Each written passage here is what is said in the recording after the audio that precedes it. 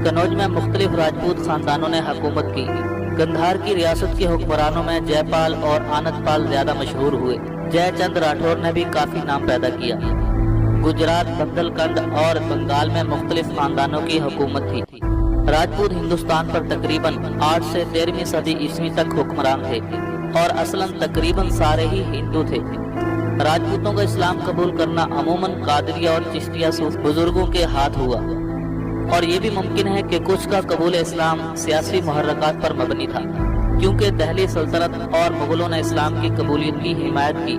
मजहबी तब्दीली का ये अमल बरतानवी हिंद की 19वीं सदी में भी जारी रहा। सर जॉन वायसराय के दौर में रायगढ़ रियासत का हुक्मरान खुल के इस्लाम की जानिब माइल होने लगा, और जिसकी वजह से इनको शदीद मुखालफत का सामना करना पड़ा, और नौबत यहाँ तक पहुंची कि इसने तख्ते शाही छोड़ने का फैसला कर लिया ताकि वो अपने इस नए अकीदे पर कायम